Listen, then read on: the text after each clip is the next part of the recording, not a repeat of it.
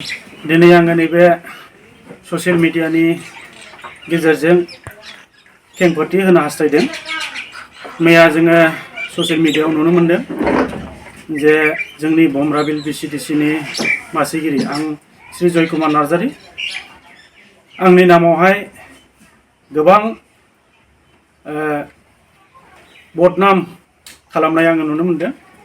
बेयाव बेनिफिसियारिफोर माखासे आङो नुदों बिथांमोना हयथ' आंखौहाय फैसा लादों होननानै अभियोग खालामदों। नाथाय आङो बेनिफिसियारिफोरनिफ्राय थाइसेबो फैसा लायाखै। जे बेनिफिसियारिफ्रा बांसिनानो गावसोरनो न'खौ लुना लादों। जायफ्रा लुनो हायाखै सानै साथाम आङो बिसोरनि न'खौ लुनानै होदों। जे जाय मैया ससियेल मिडियायाव आनवार हुसेन होननाय सुबुङा जे बियो बुंदों जे मोनसे सिगनेचार लायनो थांब्लानो 2000 करि लायो। नाथाय आङो दिनैसिम थाइसे फैसाबो लायाखै।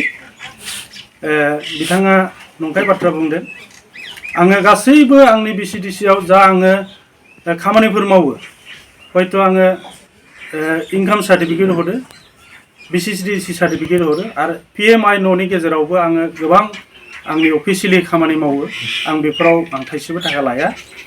दा बिथांमोना ओरैबादि अभियोग होदों आनवार हुसेना बिना जेनेबा थार्ड किस्ति मोननांगौ दङ।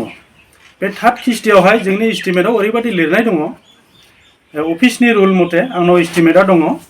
बे एस्टिमेटआव थाक्सा लागायाब्ला थार्ड किस्तिखौ मोना।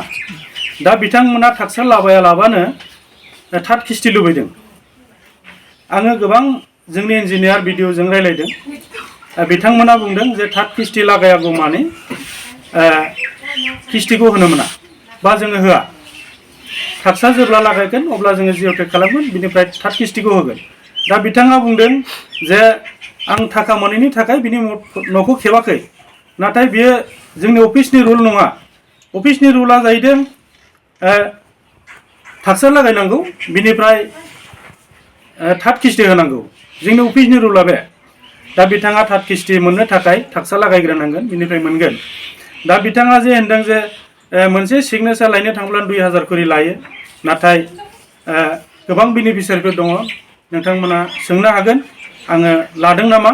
नाथाय बियो गावनि गोसो बादियै आन्दां मुन्दां बिथाङा होनदों बेयो जब कार्डनि थाखा। जब कार्डनि थाखायाबो गावसिनि एकाउन्टआवनो हाबो। जब कार्डनि थाखाखौबो आंनो थाइसेबो होआखै। बे मिसा खोथा। जब कार्डनि थाखाया गावसिनि एकाउन्टआव हाबनानै गावसोर बाहायो। आरो ओरैबायदि खालामदों बे आनवार हुसेना न'आ जेरै 16/19 जानांगौ बियो बेवहाय 24-25 फुट न' लुना लादों। दा बिनि थाखाय बिना फैसाया थोआखै। दा बे थोयैखायनो बियो माने आबुल थाबुल बुंलाबायगासिनो दङ। दा जोंनि एस्टिमेटआव जोङो बारायनोबो मोना खमायनोबो मोना। बे हिसाबैहाय बिथाङा न' लुफुंनो हायैखाय आंखौहाय मिसा बदनाम होनो थाखाय बिथाङा षड़यन्त्र खालामदों।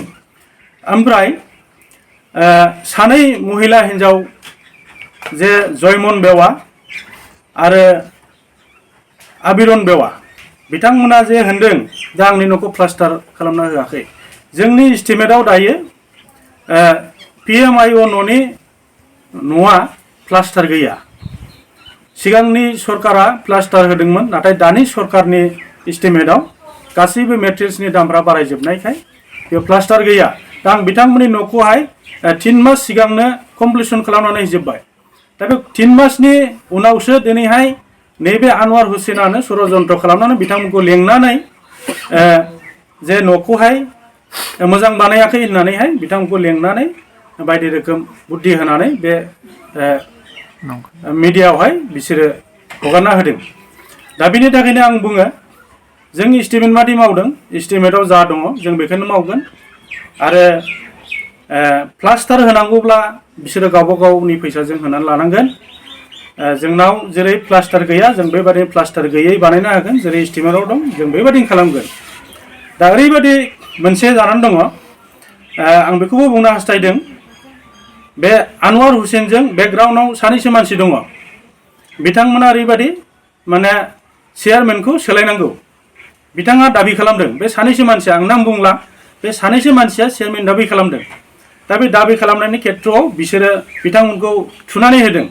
थुनानै होनायनि सायाव बिथांमोना गावसोर हायैलाय बेनिफिसियारिखौ माबा मोनसे षड़यन्त्र खालामहोनानै जे आंनावहाय माबाफोर दाय मोनो नामा बेफोरबादि बिथांमोना थुनानै होनानै बे उलुं गुजुंखौ बानायनानै होदों।